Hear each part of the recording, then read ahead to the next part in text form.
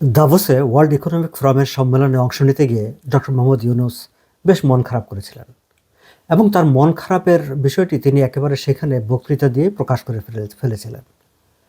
বিভিন্ন দেশের আন্তর্জাতিক অংশীদাররা যারা সেই সম্মেলনে অংশগ্রহণ করেছেন, তিনি তাদেরকে একহাত নিয়েছিলেন যে তারা কেন শেখ হাসিনাকে থামাননি। কারণ শেখ হাসিনা আন্তর্জাতিক সম্মেলনে গিয়ে তার সরকারের বিভিন্ন উন্নয়ন প্রচেষ্টা, গুণগান, ভালো কাজ সেগুলো তুলে ধরেছেন এবং আন্তর্জাতিক রাজনৈতিক বা ব্যবসায়ী নেতৃবৃন্দ কিংবা সিভিল সোসাইটির নেতৃবৃন্দ, মোদ্দা কথা যে আন্তর্জাতিক ফোরাম কেউ কখনো তাকে প্রশ্ন করেনি কেন, এই নিয়ে তার ক্ষোভ ছিল। আমি তখন ভাবলাম, আমি ভেবেছিলাম যে একটা ইন্টারন্যাশনাল ফোরামে গিয়ে ডক্টর মোহাম্মদ ইউনূস এই ধরনের বক্তব্য তিনি কেন দিচ্ছেন।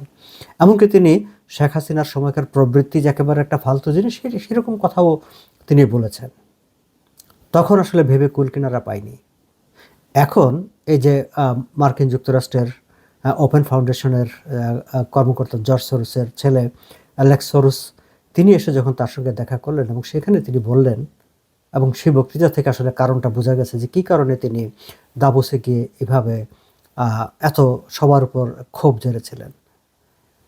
অ্যালেক্সের সঙ্গে সরোজের সঙ্গে বক্তৃতার সময় তিনি বললেন যে আমি দাভোসে গিয়ে দেখলাম যে অনেকেই জুলাই আন্দোলন সম্পর্কে জানেই না, অনেক অপপ্রচার হচ্ছে।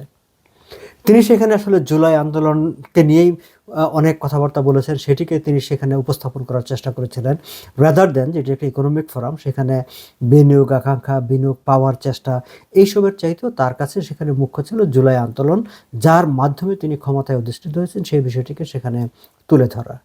কিন্তু ডক্টর ইউনূসের ভাষ্য অনুসারে যে দাভোসে দেখা গেল যে কেউ জুলাই আন্দোলনের ব্যাপারে তেমন একটা জানেই না, কিংবা আমরা আমাদের মতো করে যদি বলি যে তিনি যখন বলার চেষ্টা করেছিলেন তারা আসলে সেই ব্যাপার নিয়ে খুব বেশি আগ্রহ দেখায় নাই। তার মানে কি, বাংলাদেশের যে জুলাই আন্দোলনকে আমরা যারা এটিকে বিপ্লব, গণ অভ্যুত্থান, নানাভাবে এটিকে মহিমান্বিত করার চেষ্টা করছি, আন্তর্জাতিক জনগোষ্ঠীর কাছে এটি নিয়ে তেমন কোনো আগ্রহ নেই, কোনো কৌতূহল নেই।